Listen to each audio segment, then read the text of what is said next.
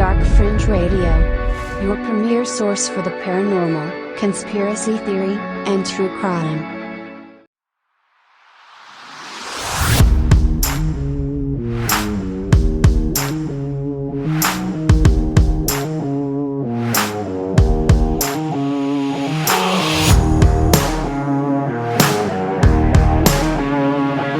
Coming to you live from the Mistopheles Studios, it's Dark Fringe Radio.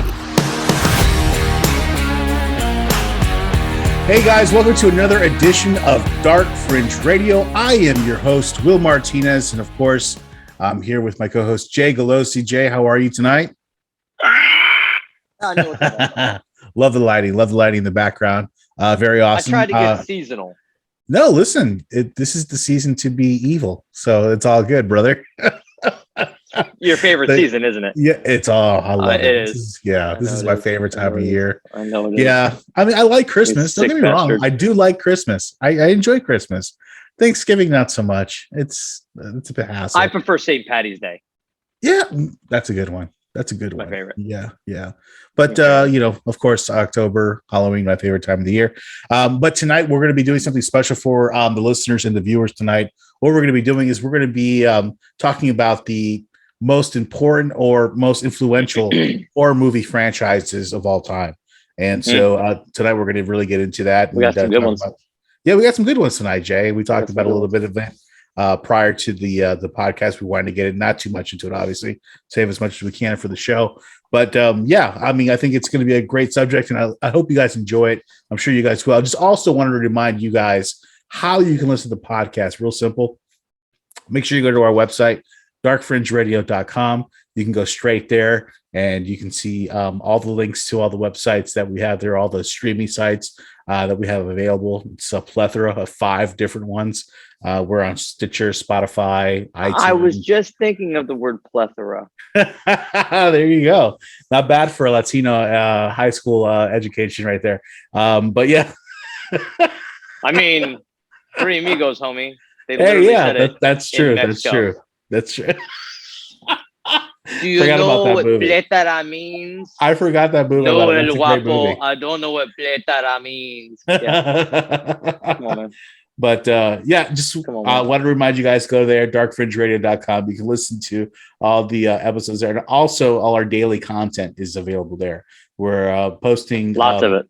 Lots of stuff, lots of stories there on a daily basis. And all through the archives. You can look back. We have about 6 months to at least a year on our website right there of just content alone, different stories. All the podcasts are available there. And of course, the latest podcast will be available at the bottom, which will show our YouTube link. Will actually play right there for you. So you can actually just watch the episode right there. It's real simple. So no reason why you guys can't do that and go ahead and go there. Also, listen, if you guys could do us a favor, our Facebook, we're trying to get more reviews of the podcast. So if you go to our Facebook at Dark Fringe Radio, go to the tab where it says reviews and just give us a review. Tell us what you think. It'll be very useful and helpful for us. Algorithms, shit like that.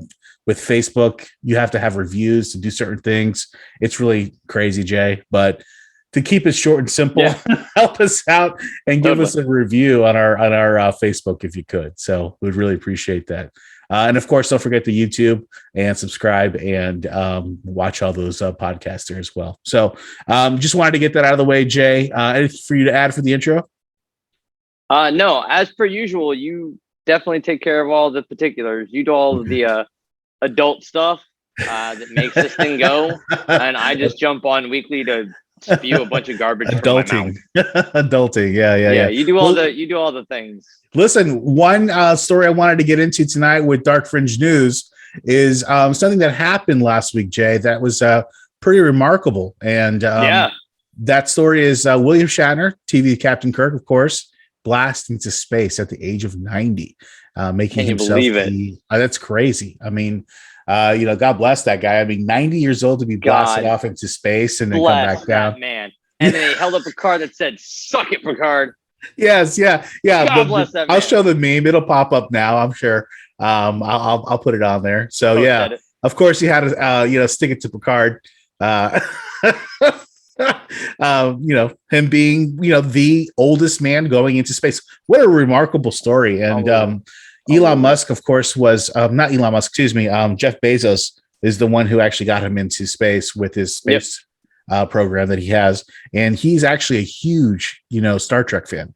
And of course, he's huge. Like he's like, he eats it all up. And he didn't even, this was all on his dime. He didn't charge Bill Shatner anything. He's like, listen, you are coming on. We're giving you, the best, treatment possible. And he said that he went up there. The whole trip took about 10 minutes, Shay, which was pretty interesting. Amazon's known for quick deliveries. Well, there you go. But listen, you get up to the upper atmosphere or the lower atmosphere of our of space, and where the sky it ends and meets higher than I ever planned to go. Yeah, and he explains how it went from the sky, this clear blue sky, to absolutely black and nothingness. He's like, it was ugly, and he goes, it was very breathtaking at the same time. He actually got to see the curvature of the Earth. So, sorry, flat earthers. Do you think he did the monologue? Do you think he did the monologue? Do you think no? Space. Yeah. The final frontier. I don't know why I made him British. I don't know why I did that. Well, yeah. Listen, I mean, it's a pretty cool experience for a guy like him. That's awesome to have. That's awesome. Listen, I think this is going to be the future of more and more people going into space.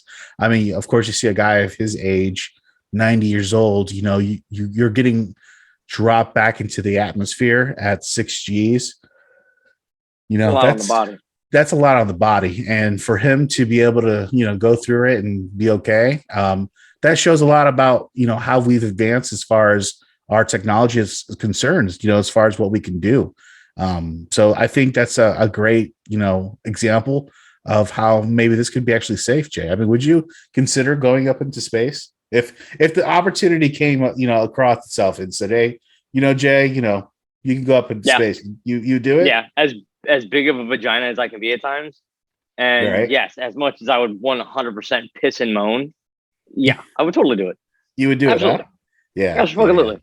Yeah, I think I would have to definitely do it. You can't pass that up. You can't pass that up. That's like a once in a lifetime opportunity. You can't. Right? You take that risk. You say, listen, if that's how I'm going to go, that's how I'm going to go. That's pretty admirable.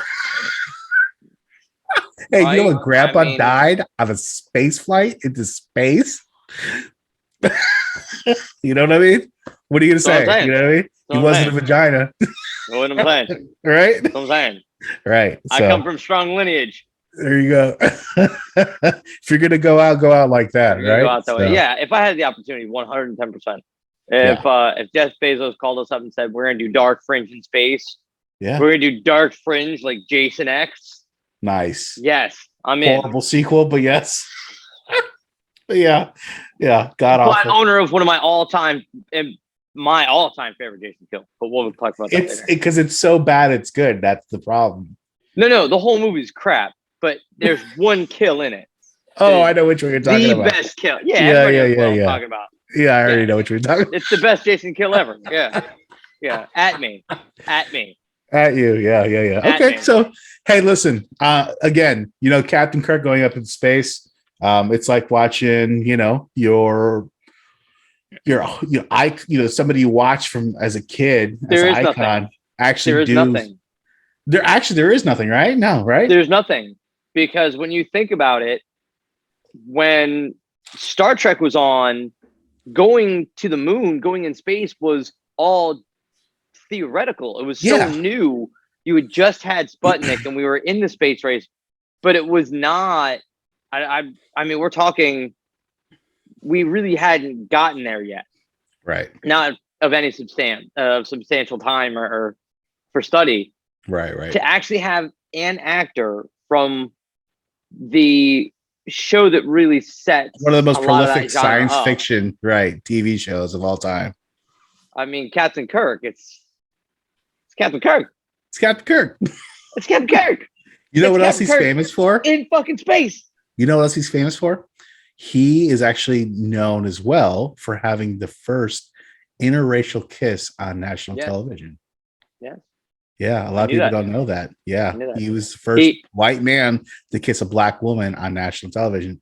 Fucking drove everybody crazy. Everybody was going nuts. Multiple Twilight Zones. Yeah. Well, yeah. Crazy though. But yeah. Again, big ups to Bill Shatner. God bless that man. You know, hey, listen, if anybody can do it, it'd be him, right? So it's Bill Shatner. That's Bill Shatner. Well, anyways, listen, that's the only thing I had for Dark Fringe news for this week, Jay. Wanted to get into What the F Florida Man this week. And listen, I mean, it's October and there's a lot of crazy shit that happens in Florida in October. So what do you have for us for this week for What the F Florida Man, Jay? Well, since tonight is going to be all about us talking about the horror franchises that we prefer, the ones we don't like, the things we saw growing up, the things that stuck with us. I wanted to go along with that kind of a theme. And I say that as if this wasn't the second thing I looked up and it just happened to make perfect sense. Okay. What do you got? Florida couple. Yeah. Spent days in unlocked closet because they thought they were trapped. That's some good drugs, no?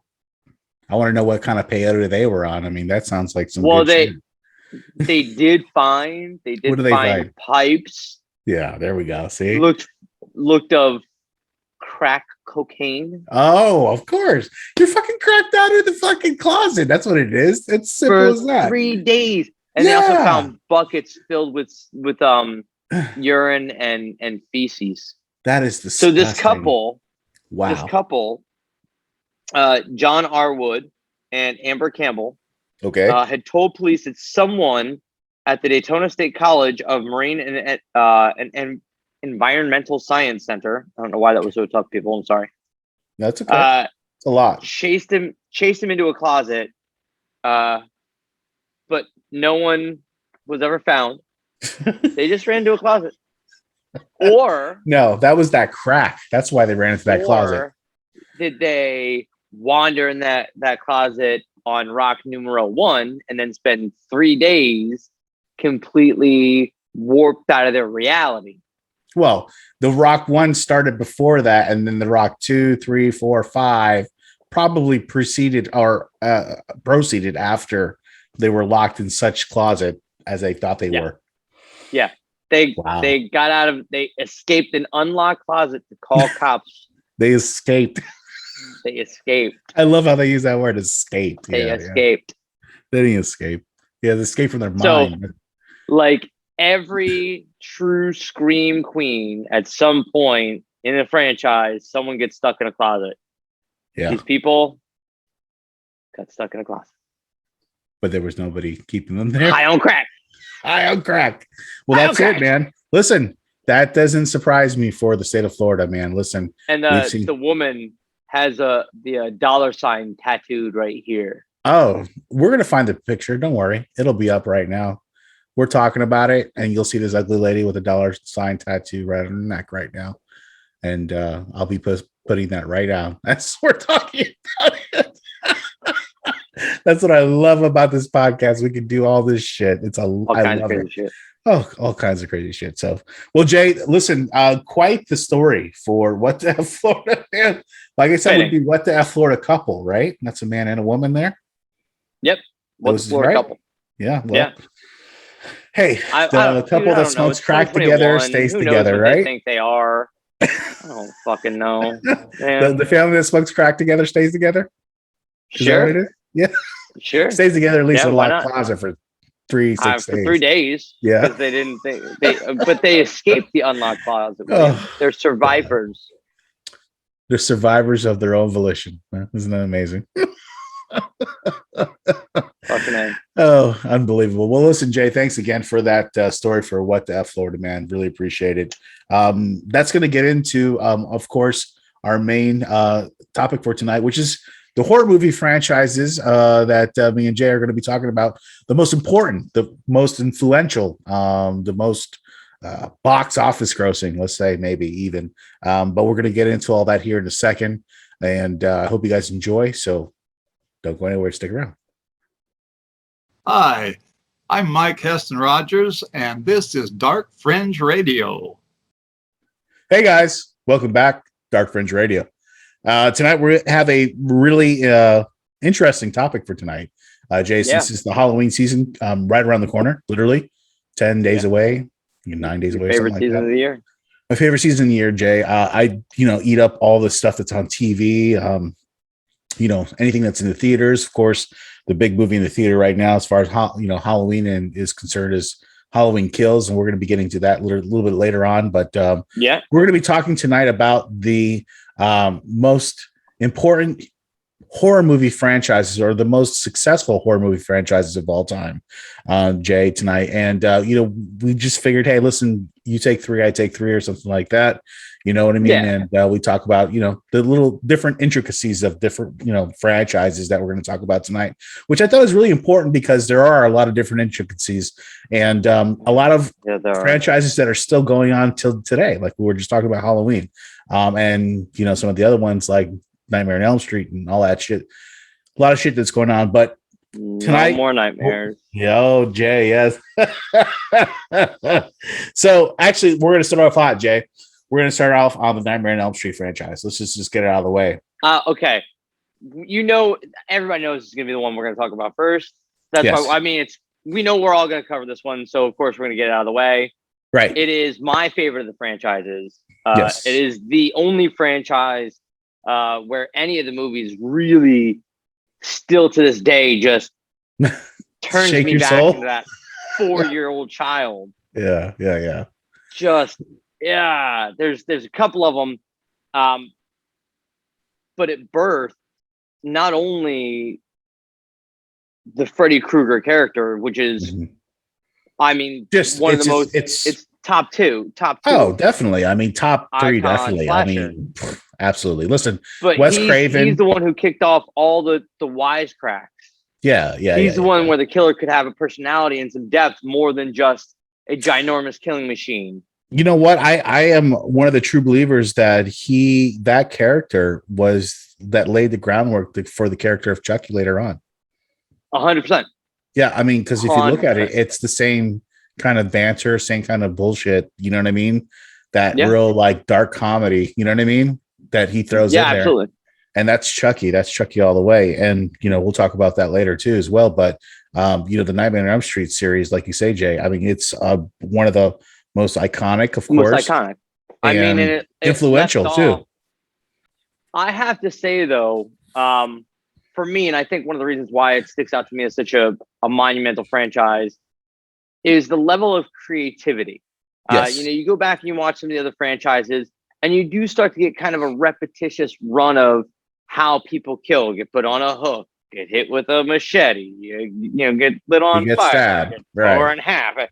Right. But with Freddy, and yes, they did kind of shoehorn in some of the later franchises. They kind of jumped the shark a little bit later on. Yeah, 100%. They leaned full on into it. They crammed stuff in there that just to make the kills make just sense, to make it instead of just he's a fucking weirdo. But going from how dark he was at the beginning, you could argue that in that first Nightmare, even though there's not a whole lot of murders, it's a lot of gore. Yeah, and there's no wisecracking either. It's building. No wisecracking either. Yeah, there's no wisecracking and all that shit. Not. You don't. That doesn't start until close later to on. The third. Right. It was in the third, because the second one, which let's be real, the second one might as well have just been a homoerotica. That was weird, right? Super gay. The dude with the fucking coach. Super gay. The PE coach.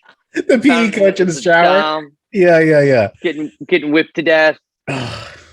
Yeah, that was weird. I remember seeing that as a kid, feeling uncomfortable watching that as a kid. How many times do we have to see the main guy get out of the bed in his underwear? How many times? It is whitey tighties, no less. How many? Bro. Right. Come on, dog. It was horrible. Yes. In horror movies, there's definitely a lot of nudity. And I guess that was the 80s. It was the mid 80s. Very liberal. 87. 87. But yeah. 80s, no, that was actually 80. Well, part 3 was 87. The Yeah, the Right. original was 84, and Then then was part 3 86. was 87. So And it then might they have, started churning them out. yeah. And they started churning them out. So So you see that. what's your character- favorite out of all the of course, besides the original, we're gonna just put that into the class of its own because it is in by a class itself. of its own. Yeah, It's by itself. it's a classic. You can't really compare it with the rest of them. But No, if you you really were to can't. take the first one out and then compare all the rest of them, which one's your favorite? I would have to say the third one. I think the third one is really where you hit the pinnacle. That's where you hit. He's his most scary and sadistic with personality. Yeah. The first one Also because of the kills too. Also very creative. It really stepped it up a whole level. The whole storyline, tendon death and the whole they bring back TV. Nancy. They kind of really wrap that whole thing up with a nice bow. Right. If they had just stopped there, it would have still been one of the most iconic franchises of all time. Absolutely. The fact that they continued to push it off into ridiculous, which I do appreciate those too. I like the lighter ones. You can kind of throw in Freddy. Freddy's Dead is the ginormous piece of shit. It's an easy watch. Yeah, but you know which one It's I do easy like watch. and I do enjoy? Which one? Out of all the other ones besides the first one, the New Nightmare one. Really, with the guy from No, it was him. The It Watchmen? was him. Not the remake of the original, not that guy. There was also one called The New Nightmare, and it also had Nancy in it. But it was like if you took Freddy as a character in a movie and then you jumped out as Nancy as an actress playing. So the Wes Craven, yes, A New Nightmare. I'm sorry, yes. I don't know how where you had the animatronic claw come to life and kill the two guys. Yeah. And you had that weird kid that tapes the butter And knife. he looked creepy as ever, didn't he? Fuck. Oh, creepy AF, man. Yeah. I mean, that's a great, and that's kind of my point. Not many franchises can you take something that is such a bedrock, right? Twist it in such a way that it's because it wasn't really Freddy. It was this demon that had inhabited. It was a fear demon manifested that lived on the itself. fear within the nightmare. So when they stopped making the movies, it started coming to life, right? To feed, to satiate itself. So it's you have that again. You have that kind of a mixture, right? Yeah. And also Freddy versus Jason. I know we'll bring that back up and later. I mean, that stands on its own too.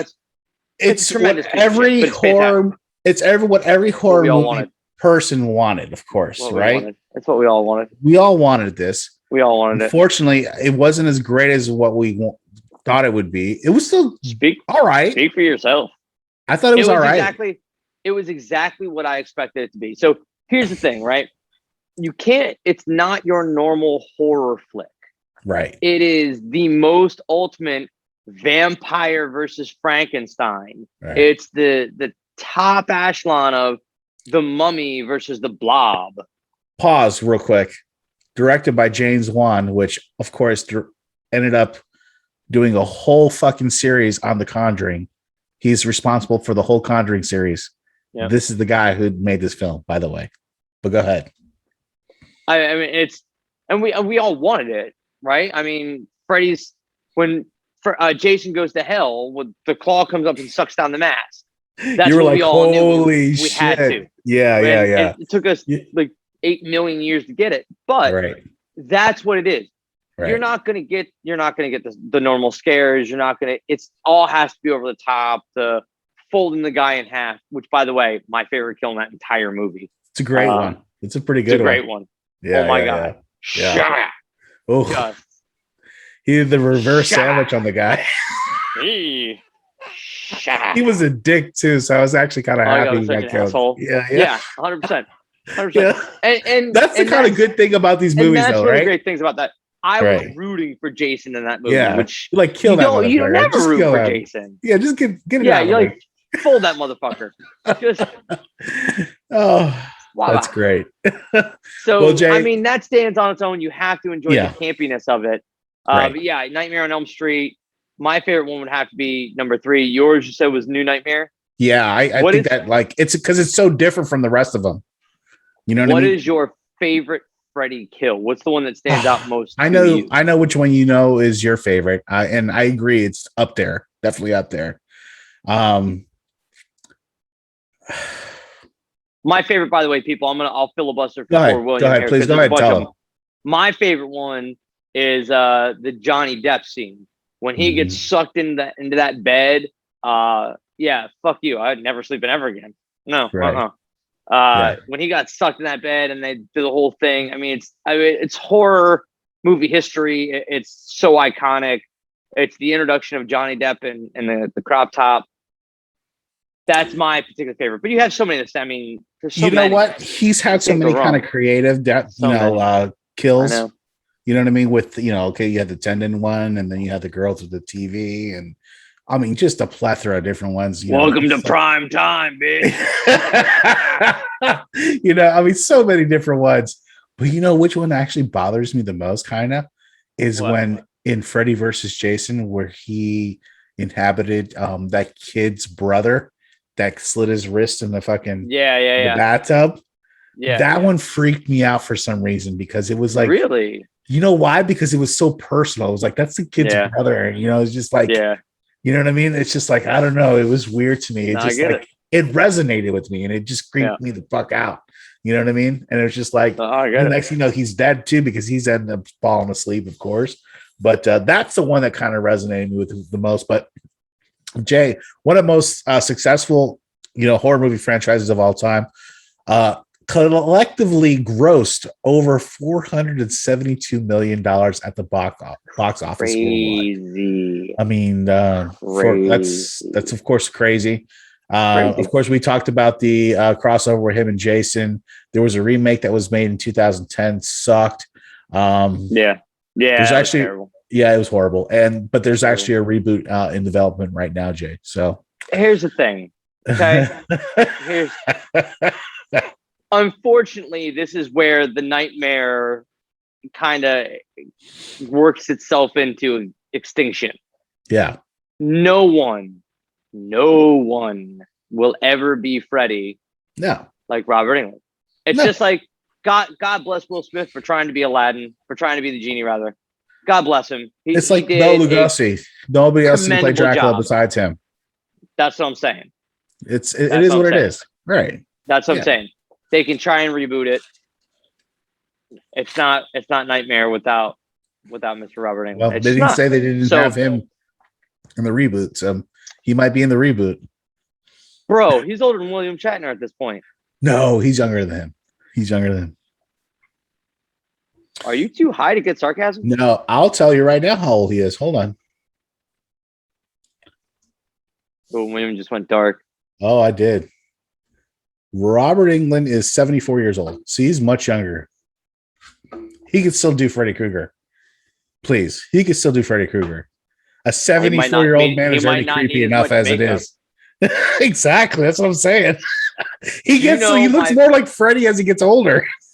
Do you know my favorite background Freddy story? What's that? He absolutely does look like Freddy every day he gets older. Yes, 100%. Yes. Robert Englund tells a story about him falling asleep in his trailer with the Freddy makeup on, waking up and catching a glimpse of himself in the mirror and scaring the shit out of himself. Yeah, 100% would scare the bejesus out of me. I mean, if you came up, you looked at yourself in the mirror, and you look like that, I'm sure you'd be out, right? I'm sure. I mean, come on. I don't even fuck around with that nonsense. Yeah. Well, listen, a great series, a great franchise, of course, still very, relevant today as much as ever. But we're going to get into the next one, Jay, which is the Hellraiser franchise. This is the one that, you talked about. And of course, 2006, Clive Barker announced on his official website that he's writing a script for the remake of the original Hellraiser, Jay. I didn't know if you know that, but it's taken some time for this to come into development, obviously. But what's your take on the Hellraiser franchise, Jay? I mean, what do you think? So I like the Hellraiser franchise. It was one of the three that I always felt kind of stuck out to me. But the reason why it sticks out to me was, again, it wasn't your Jason, Mike Myers, the normal. It was a completely different thing. Yeah. It was completely different. It was Yeah. so much darker. It was so much scarier. It was so much gorier. And it's such a visceral way. Like, when they talked about how they couldn't discern between pleasure and pain, at that point I realized, I was like, oh, that's a different dimension that I'm not even like, that's a whole nother level. I think, you know what, to pause you, Jay, real quick, I think this series is what introduced a lot of what later on what Saw would introduce, a lot of that torture type of like horror. I think Hellraiser is the grandfather of all this. I believe it is. I think because it showed a whole different way to do horror, aside from even the anticipation that you built in some of those original horror movies. The first Nightmare on Elm Street was hella suspenseful. The first Friday was suspenseful, slow, boring, but suspenseful. Slow, but so slow. But this is a different thing. Yeah. It's not slow. And how many times can you see somebody without skin and be okay with it? Because I have yet to get to that number. Because every time I watch one of those Hellraiser franchises, I know someone is going to be walking around trying with to their complete no skin look. Yeah. Oh yeah. Yeah. Human meat-sickle looking. And it's not okay. It's not okay. It's not okay. It's not okay. No. Yeah, no, I mean, it's a very prolific franchise, Jay. Of course, Pinhead, the main antagonist of the films, very popular. Hard pressed to find scarier. No, I mean, and especially because of how sadistic he is and of no remorse and, basically a demon from a different dimension. I mean, that's all I could probably is best describe him. Right? Yeah. So, yes. He's the Cenobites. He's one of the Cenobites, basically. Yeah. Right, but he's a Cenobite on a whole different level from the other Cenobites. Right. Like, he is so much more, and that's the other thing. None of them are just killing machines. They all have a purpose. They all have a goal that they're trying to ascertain, and it's not even to hurt you. It's just that's the only way that they can get off. That's the only way they can get pleasure. And he's the biggest one of all of them. And the way he plays that, just a great. That created the whole goth emo scene. Yeah, that's true, right? Yeah. I mean, that probably led on to a lot of those guys just dressing up like that, pale white faced, all dressed in black leather. You know what I mean? Right? 24/7. Yeah, absolutely. Well, listen, Jay, I mean, that's one of the, of course, notable franchises in the horror movie genre. Overall box office grossing at 55 million, so respectable, but nowhere close to nowhere close to Nightmare on Elm Street, of course. But they are filming currently exclusively a new remake of Hellraiser, Jay, and a woman is actually pinned and cast to play Pinhead. So we'll see how that works out. So yeah. I hope what they do is they pick it up where it's the new Pinhead is somehow like a one of the former Cenobites that he pulled in to continue, and kind of like the whole that makes sense. That'd be a great cool way to take the story. Obviously, that's not what they're going to do, William. Probably not. They're not as creative as you are, Jay. What they're going to do? Everybody would like to see something like that. They're going to do a shot for shot, word for word. It's going to be a remake. It's reimagining of the first one. They're just going to be like, "Hey, look how progressive Pinhead has boobies." Pinhead had movies, yeah. Well, Jay, let's get on to the next franchise, and another one that you recommended is, of course, and wanted to talk about was the Child's Play franchise, Jay.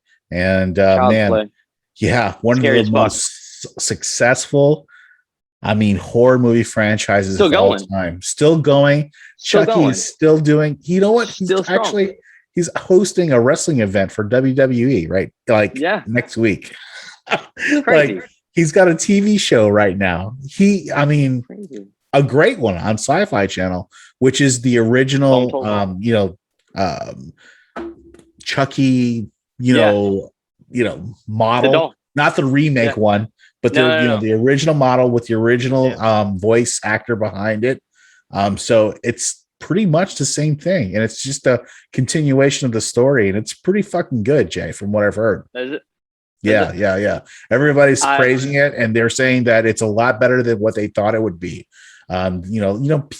People are, especially in the horror movie genre, people are already like jaded because they already expect shit. You know what I mean? From either a film or at least a sequel, especially. Let's be real.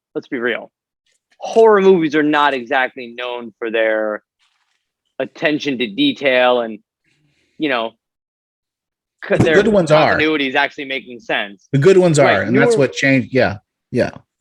Well, that's what happened with the Nightmare series, and what we started to learn, I think, through the Chucky series, and I think that's one of the things that Chucky kind of came on at the right time, because he didn't start until the late 80s. Well, the first one I think was 87. 88 actually. 88. And that was released in 88.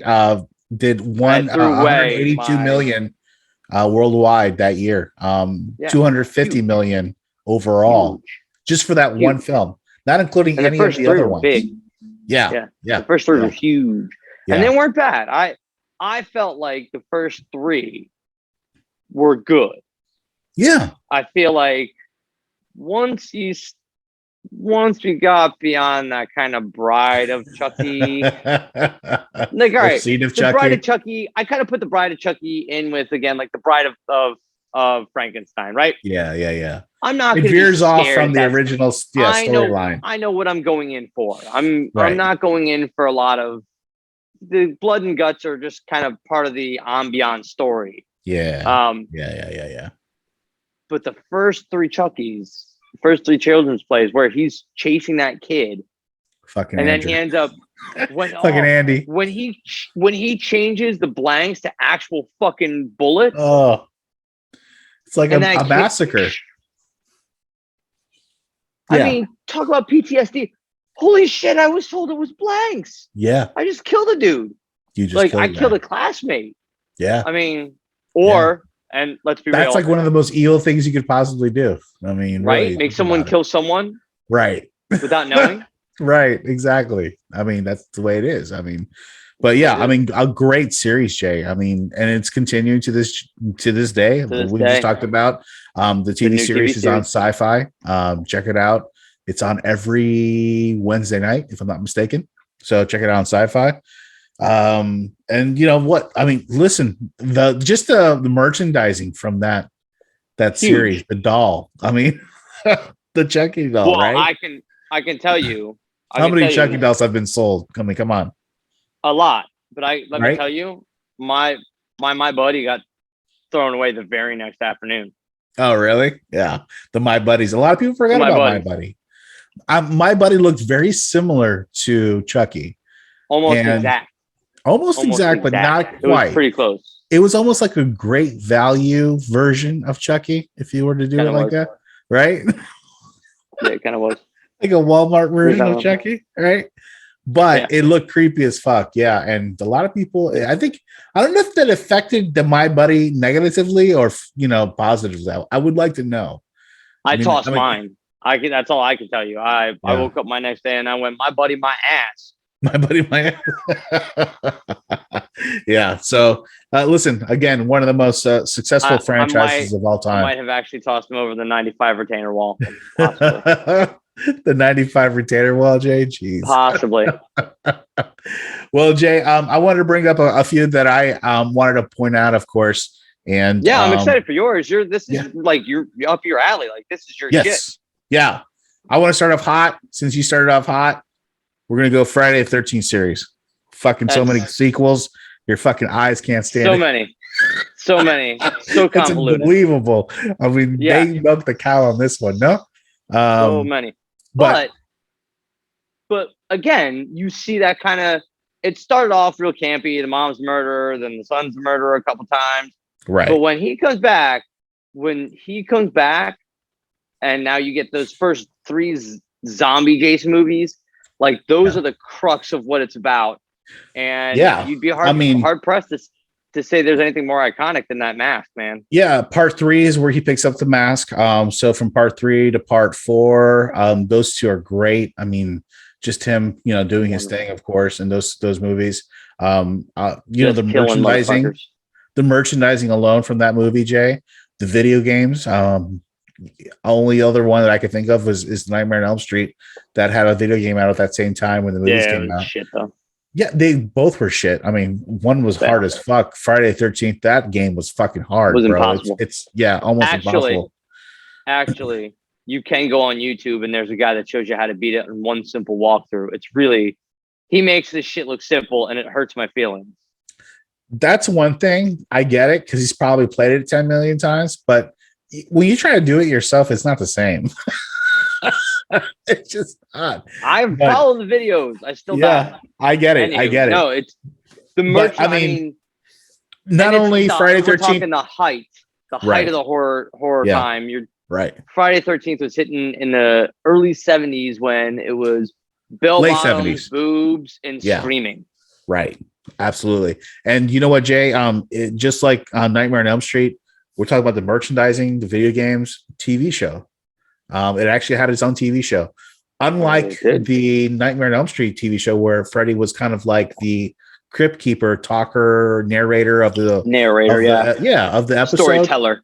Right. This on the Friday the 13th one was about 3 people that worked in a museum that were picking up items that were cursed. I mean, that's really what it was. It had nothing to do with Jason, which was really weird. Yeah. It ran for like 3 or 4 seasons. Really weird. But nonetheless, very successful overall franchise, Jay, pulling in over $468 million of the box office worldwide over its time. Of course, from all the side projects people have done, fan films. We even had Vicente DeSante. He played Jason in the Never Hike Alone series, which is a fan film. That there's like so many fan films of Friday the 13th and Nightmare on Elm Street, and of course Halloween. I mean, it's crazy. Those are the major 3. I mean, let's be real. Let's be real. Yeah. The three big ones are Halloween, Nightmare on Elm Street, Friday the 13th. Not in that order, at least not for me. Right. I mean, and of course, when you think about it as well, in horror movie images, what do you think about as far as the hockey mask, right? And then you think about Freddy Krueger's fucking claw hand, right? His glove, and then Michael Myers' mask, right? Or the mask. Yeah, I mean that's those are the simple. 3, right? Those are the 3. Yeah, I'm waiting for the Jason versus Mike Myers. That's mine. That'll be interesting. So Jay, I know we talked about it or we touched on it, but you didn't tell me Jason X. What's your favorite kill on that movie? Oh, it's when he wakes up in the space station and he cryo freezes that bitch's head and crushes it like a banana. Oh, what a great kill, huh? Because I'm sorry, the first couple Friday the 13th, they had some originality. People getting killed with arrows and folded in half and banged against a tree in a fucking sleeping bag, which was awesome. That's one of the best ones of all time. But then it kept replaying the same shit. Okay, couple B goes off so they can have some naked whoopee time, and Jason comes out and impales them both with some form of arrow, harpoon, and or fence post. Right. They're now stuck there until someone finds him, screams, turns around, there he is, snaps, spins off their head. It's just it becomes almost. It does. Episodic, it almost becomes very okay, so we're ritualistic. We're doing this again. Predictable. We're playing the hits. Yeah. No, and I get it. And there were some of the parts where they kind of, they're a step above some of the other ones, I would say.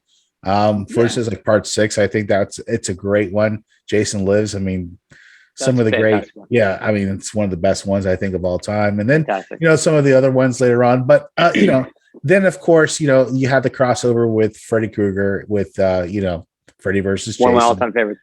Yeah, I think it's a good one, but I just don't like the way they took the character in that one, to be quite honest with you. I know. It to me, I get it. Yeah. Listen, I wasn't a fan of, I could pick it apart. I mean, I wasn't a fan of how suddenly Jason's afraid of water and Freddy's afraid of fire. Meanwhile, in part 6, he was like in water, like the whole movie, like half of the end of it is him in water, trying to like basically drown somebody. Right? You know? And I'm sorry, Freddy starts fires everywhere he goes. He melts shit. He likes it hot. It's yes. That's kind of my point where I say like a Freddy versus Jason. I don't look at that as a horror movie. It is part of the franchise, yes, because you had characters crossover. Which how badass is that? But that's what it is. It's campy, stupid shit. That's why I didn't mind when Freddy wrote Freddy's back on dude's back. Sitting in a chair.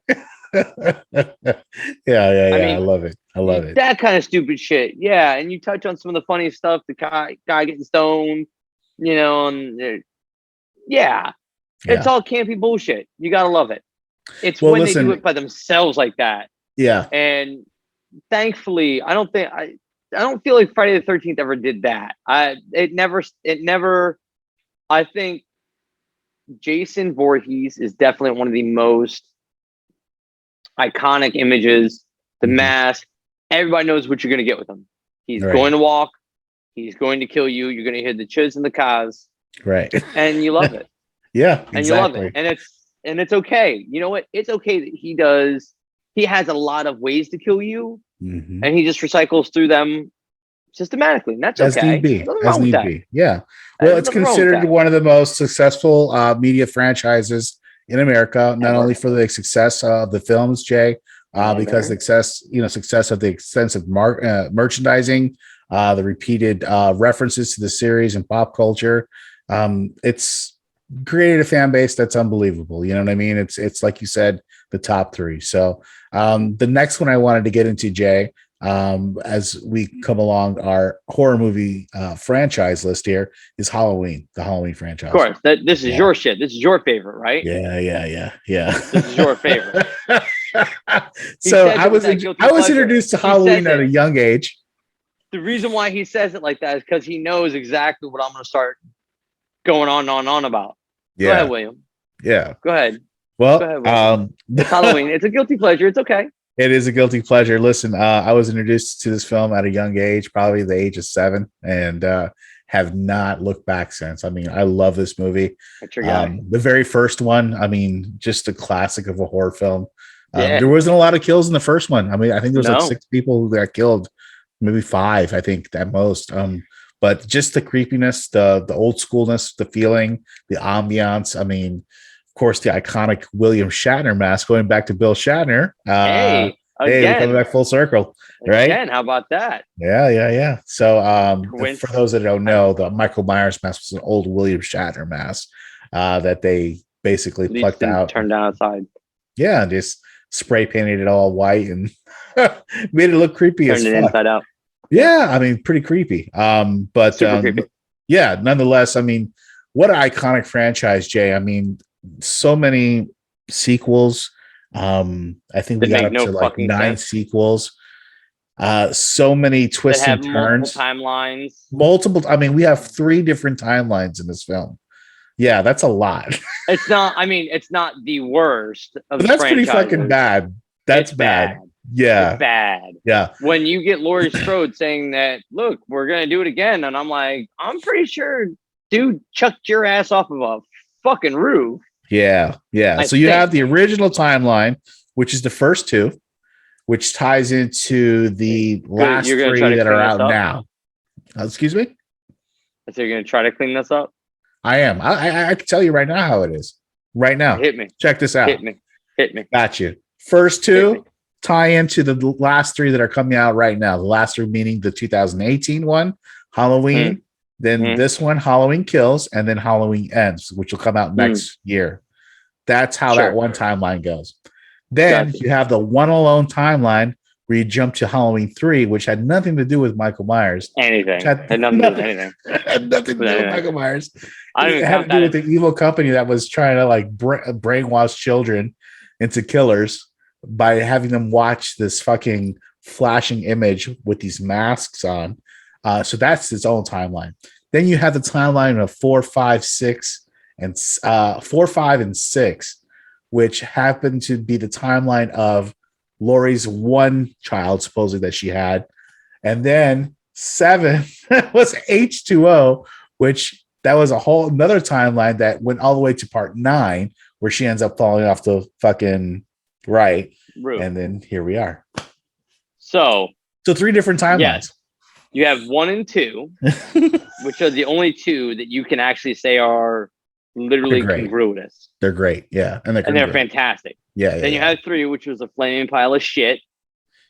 A lot of people like it, though, Jay. It's weird. It's one of those, even though it has no Michael Myers.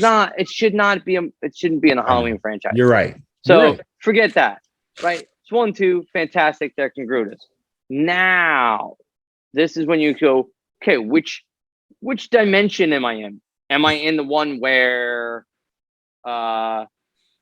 it was Laurie Strode's daughter? It supposedly picks up from after part 2. So after he gets burned in the hospital in part 2, it picks up. That's where part 4 picks up.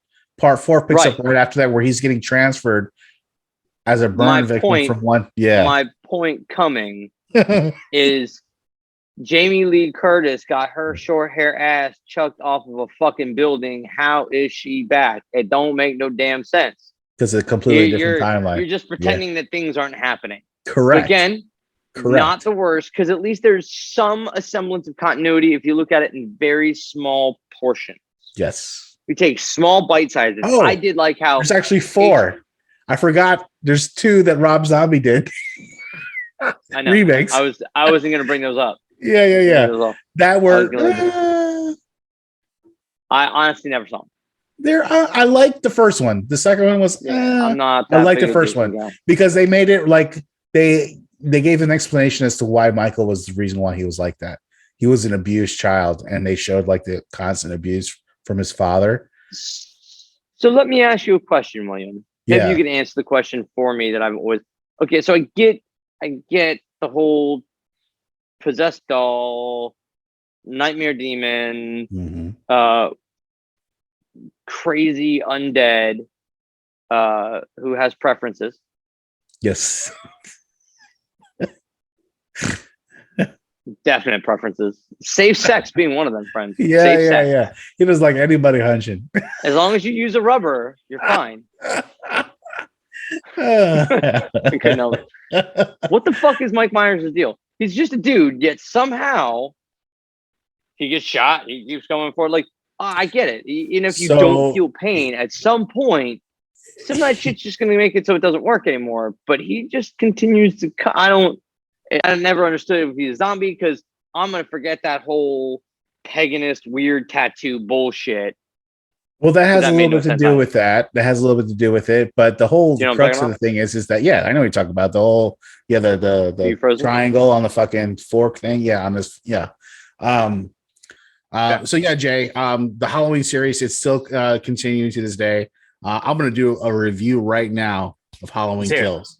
So it literally picks up minutes from the last film. And for those that have watched the last film, Laurie Strode was able to trap Michael Myers in her house in a basement, and lock the basement and set it on fire, the whole house.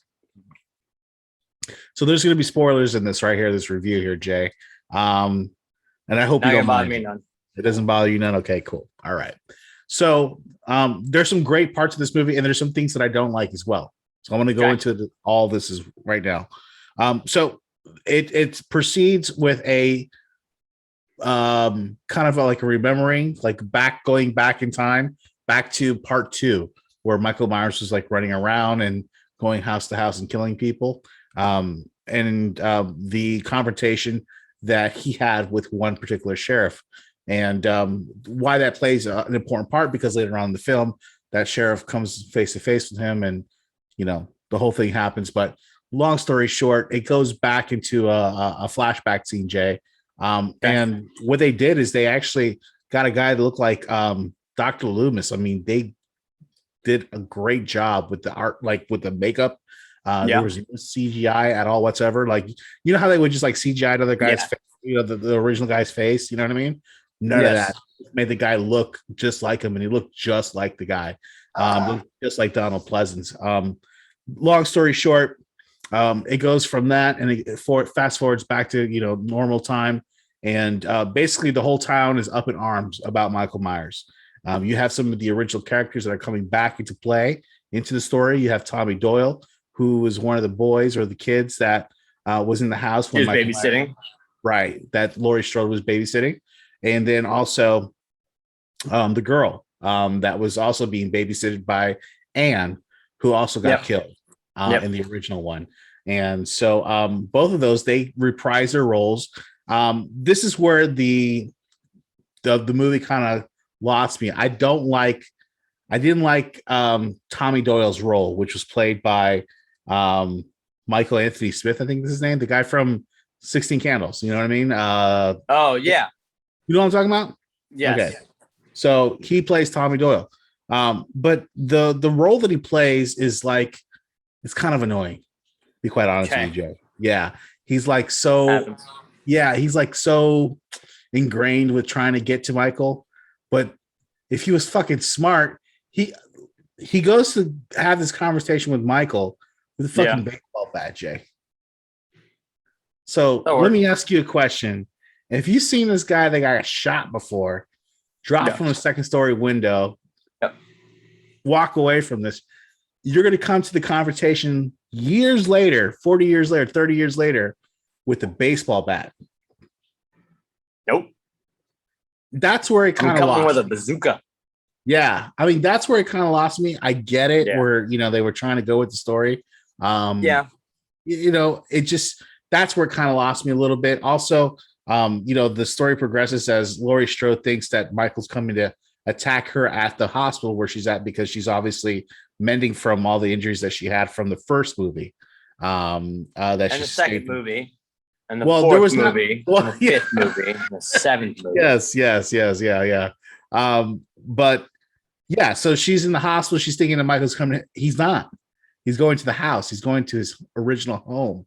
That's where he wants to be. And of course, he kills the couple that's living in the house that's there at the time. And then it turns old crotchety men. They like their places. Yeah, listen, and I like the way they did that. The only thing that I didn't like was the role of Tommy Doyle, the guy played by, this guy. It really bothered me. It was to the point where it was just annoying. And if he was really smart about, if he really was serious about killing Michael Myers, he would have been smarter than come to a fucking fight with Michael Myers with a baseball bat. Yeah. I'm sorry. No, I'm with you. Yeah. And so the conclusion, it finally culminates into this showdown between the townspeople of Michael Myers, Jay. I mean, there's a small mob of people, probably about 10 to 12, 15 maybe, that surround Michael Myers and start beating the believing Jesus out of him. Really? Right? Yeah. Shoot him 4 or 5 times. Right? I mean, they're just going down. Yeah, they go. Laurie Strode's daughter comes in, sticks him in the back of the neck with a knife.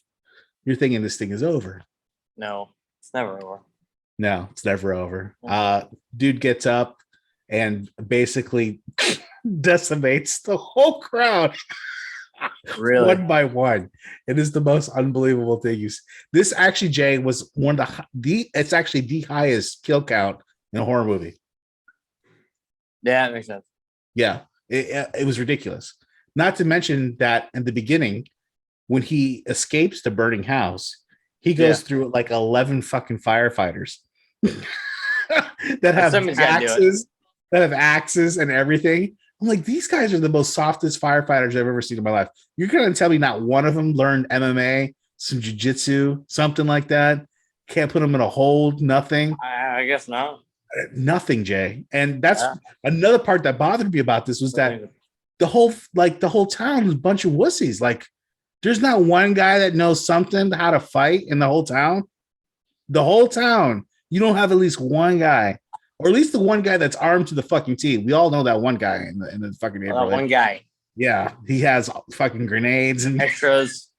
He makes his own ammo. You know what I mean? Everybody's fun for being a conspiracy theorist. Yeah, but is also a conspiracy theorist himself, right? But yeah, one of those kind of guys. That's where it kind of took me away from the movie. But again, great movie, great sequel. You definitely should check it out. Do they ever explain? I think this is a question I had asked earlier, and we've gotten off topic. Right. What is Mike Myers? What gives him this? What is it? Is he a demon? Is he possessed? They kind of go into it a little bit in this series, and they talk about how as he kills more, he transcends. So he's kind of like Samson, but with killing people. Correct. Exactly. That's a good, way of putting it. And the more that he kills, the more prolific that he gets, and he becomes invulnerable to certain things as he kills more. He just becomes more powerful. And I mean, he went to fucking town in this movie, Jay. And so I guess they're kind of figuring out now that just normal Mike Myers is not going to be, the way to kill him. Obviously, there's going to be some special way. There's got to be some weird way. I don't know. They're going to probably explain that in the next one. Who knows? I don't know. Then they'll retcon. I don't know how they're going to take it. Jamie Lee Curtis's great granddaughter. Yeah. Versus Mike Myers' second cousin that he had that one time because his babysitter touched him inappropriately back in 1972. Yeah, but listen, great film. Check it out. It beat James Bond, the latest James Bond. Oh my god, it beat the only other franchise that's more obnoxious and annoying. No way. You think so? I actually enjoy James Bond. No? You find those movies annoying? I find some of them to be okay. I like some of them. Okay. And then the most of them are just got awful for you. Awful. They're just terrible, man. They're just bad. I get you. Like they're not entertaining. I fucking fell asleep during Casino Royale. No, I could never finish it. No, you can't. I fell asleep every fucking time. I'm like, oh my god. Yeah. Get to it. What does Bond do? He bones hot chicks. Yep. Gets help from Q.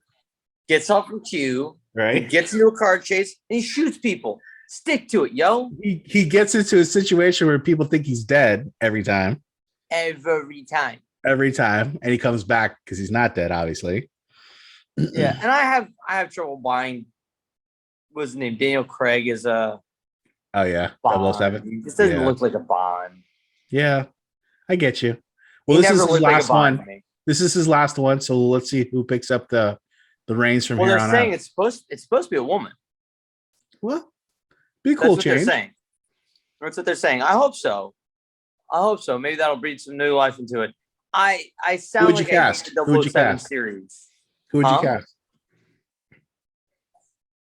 As a female Bond, huh? Right now. I don't know. That's a tough one. You know who I would cast? Who? It would be very controversial, but Gal Gadot. I don't think that would be controversial at all. I could see that.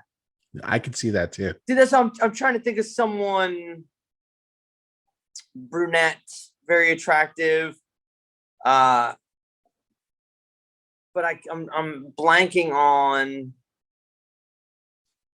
You like Keira Knightley. Yeah, I could see that. She's a little frail for my. Yeah, she's a little frail, but yeah, she would have bulked up a little bit. Yeah. You know who would be actually? What is the actress who played Wasp? Oh, yeah, I know who you're talking about. Give her a British accent. I could see that. She badass. She's good. Yeah.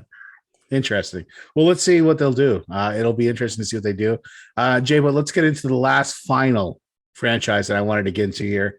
You don't even know about it. I don't think we talked about it, but it's the Conjuring franchise, Jay. And we actually did a watch along with the first Conjuring about a week and a half ago, maybe 2 weeks ago.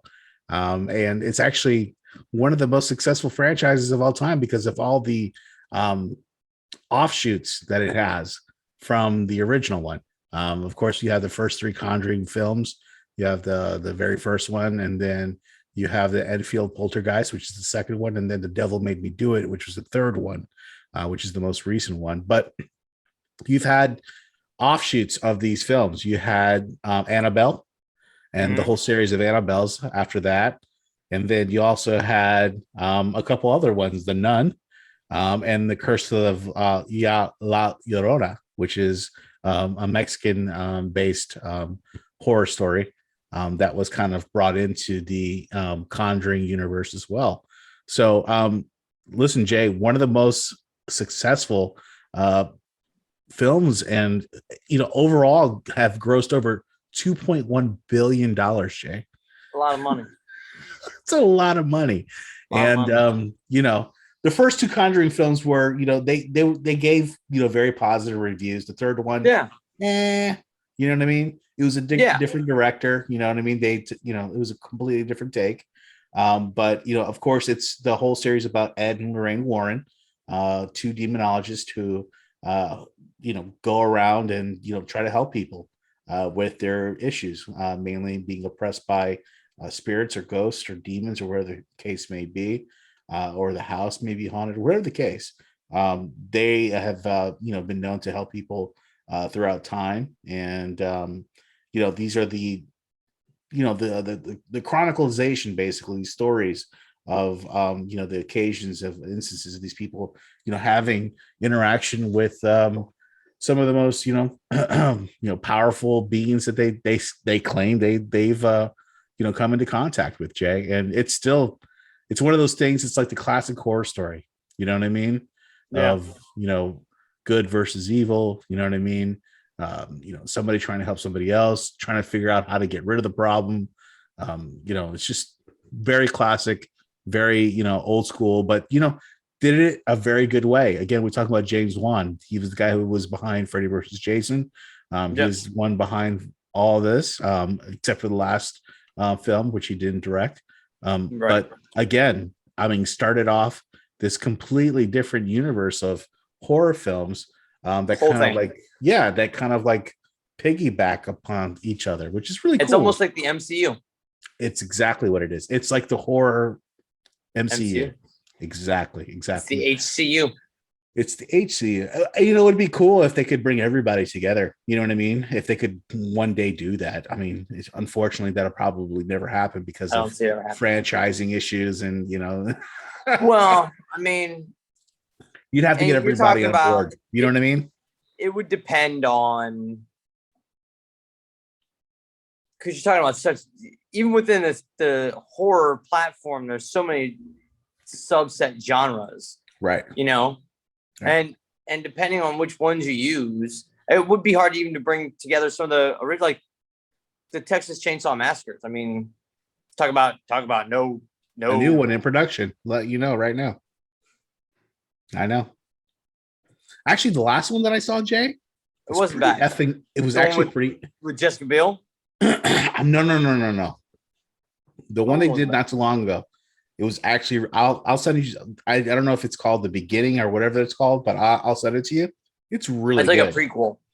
It's a prequel. Yes. Yeah. Yeah. The last one I watched was the one with Jessica Biel, and that one wasn't bad. No, it was good. Yeah. Yeah. It was gory. Yeah. It was gory. Yeah. Yeah. Yeah. A lot of gore on that one. Yeah. The guy hanging. Yeah. Remember? Yeah. Oh. Yeah. Yeah. And then she tries to help him. That doesn't help at all. That sucks. Yeah. Oh, feel so bad for that guy. Oh, man. Oh, and when what's his name? Army. Fucking the old Marine guy. Yeah. Who's also a bad guy. In the face with a bottle. Oh, and then he goes, that was rude, wasn't it? Yes. Yeah. Yes, it Very was. Rude. Very unnecessary. Rude. I'm already at your mercy. Just to hit me in the face with the bottle. You're a dick, sir. That's a dick move. That is a dick move. Yeah. So let's talk about some notable mentions. I would say that Texas Chainsaw Massacre series would be one of total notable mention. Right. Definitely. It goes in. You're talking again. One of the premier franchises. Yeah, started Leatherface, early. One of the first slashers. Right. You know, It was real. It was gritty. yeah, the first That one original one, that first one was first gritty one. as hell. Yeah. and the second one was dark. It was dark. It was more demented. It was way more. It was not so much. I mean, there was plenty of gore, but it wasn't more about psychological the gore. Yeah, Right. it was about the background, what made them such sadists. Right. And then everything went off the rails after that. So many. Everything went off the rails after that. Yeah. Holy shit! What else, Jay? What are some honorable mentions? I would say that in the horror movie. Oh, franchise? for Poltergeist. Yeah, that's another one. That's a big one. I had Yeah. a bunch back in the 80s. Yeah, Amityville Horror. Amityville Horror for sure. There's been so many offshoots of that left and right. You know what I mean? Remakes. I mean, you also have some of the really bad ones, like was it the Sleepaway Camp? That, yeah, of course, yeah. Just, yeah, of course. Scream. The action that you know what? Another one, Saw. Saw is a good franchise. 9 films. That's a lot. It's a lot. That's a lot. I can't believe it's been around that long. Yeah, 9 films, Jay. That's crazy. That's a lot. That's crazy. Yeah. I mean, you're talking about that puts it right up there in that Nightmare, Friday the 13th, all those guys, they got 9 to 10 films. Right. Yeah. How about the Leprechaun?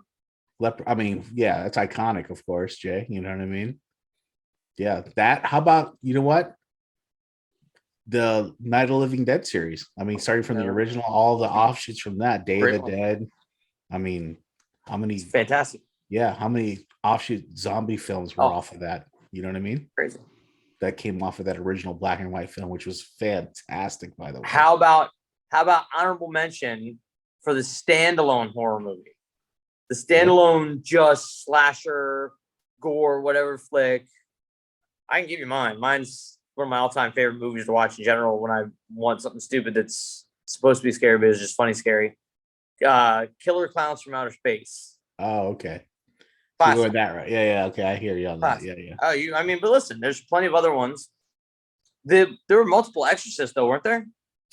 Yeah, there was at least 6 with 2 remakes, which were fantastic, both of them.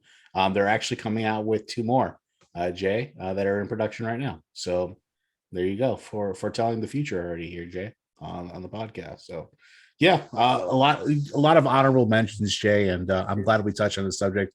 And I hope you guys enjoyed that conversation with us regarding Happy Halloween. Happy Halloween, exactly. So, Jay, just want to remind everybody how you can listen to the podcast. Go to our website, darkfringeradio.com. Make sure you go there, check out all our stuff there, and of course, YouTube at Dark Fringe Radio. Make sure you go ahead and give us a review on Facebook at Dark Fringe Radio. And that's pretty much it. So we really appreciate you guys tuning in this week for another edition of Dark Fringe Radio. Again, we'll see you guys again next week.